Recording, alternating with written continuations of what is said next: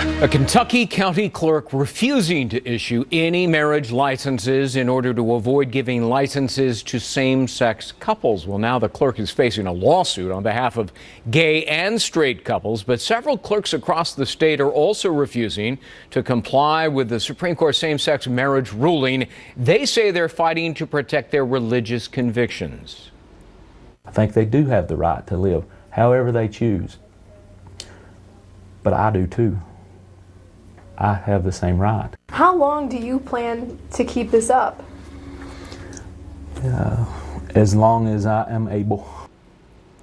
Joining us is former prosecutor Anna Yum and defense attorney Brian Claypool. Good to see you both. Anna, how is this clerk's or any of these clerks' First Amendment religious freedom being infringed? Well, that's an excellent question, Greg. That's where we have to draw the balancing act, is the balance between their religious freedoms and then, of course, their role as a public servant. And I think that's the main issue that this clerk is facing in terms of potential liability here.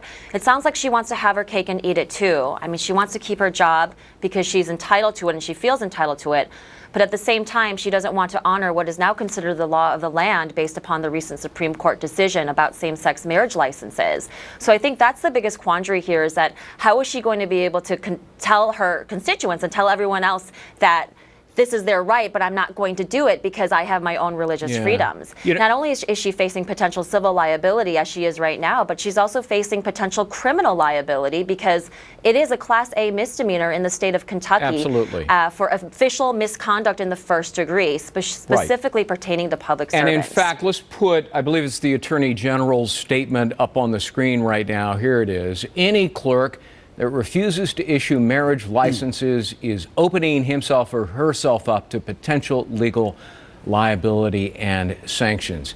The Attorney General, Brian, is right on the law, is he not? Because freedom of religion is not the freedom to impose your religion on others, but the liberty to practice one's own religion. And that's not really being infringed here on the county clerks. Well, Greg, I think what's happening here is you need a transition period to enforce the Supreme Court decision.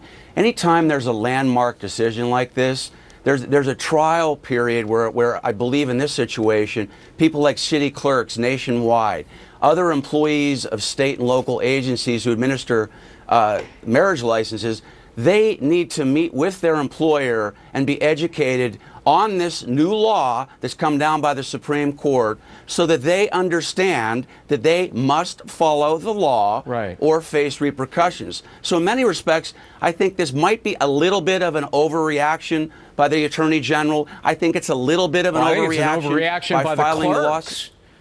Look, Anna, well, no, it is. Let's take another example. If I'm a clerk, a public official, and I have certain duties to perform. Somebody comes before me and I say, did you have premarital sex? Because I'm a Catholic, I'm against that. And they say yes, then, oh, okay, I'm not going to give you a marriage license because that's going to offend me, the fact that you had premarital sex. The slippery slope here is steep, is it not? That's absolutely right. And Greg, what I was going to say is that this behavior is analogous to, let's say, a peace officer who decides not to arrest someone who committed a crime because it's against his religion to do so. Well, that's not part of his duties. And if you can't comply with what your public servant duties are, then you should be looking for a different type of job. That's absolutely right. Her beliefs, and she's completely entitled to have her own beliefs, that's fine. But if that impinges upon her duties as a public servant, when she took the oath to uphold the Constitution, to uphold the laws, well, then that's going to be a real problem. And I think that's where the real issue is, exactly what you were talking about. Yeah. Brian, here's the point. The clerk's liberty of conscience related to her religion does not override the right of other citizens to enjoy the benefits of the laws announced by the U.S. Supreme Court. Greg, I agree with that. And Anna is correct that this clerk needs to possibly get another job or have different job duties. I'm not saying the clerk is right for what he's doing. He's not correct. He needs to honor the Supreme Court decision. What I'm saying, though, is a lot of these clerks nationwide were hired under the pretext that, hey, I don't have to issue, in most states, I don't have to issue a marriage license to a gay couple. Now the law has changed. All Right. I'm saying is there's a transition period. These employers, these agencies need to meet with their employees, vet them, make sure they will honor and uphold the law. And if they don't, then they need to either get another job or do different job responsibilities. Well, all I'm saying is I think the lawsuit, this is a good opportunity for the gay community to meet with these folks, try to educate them, and have this be a teachable moment instead of filing lawsuits. It was inevitable that the First Amendment would collide with the 14th Amendment, and here we have it. There will be more cases. Brian and Anna, have a great 4th of July holiday weekend. Thanks for being with us. Same to you. Thank you. You too, Greg.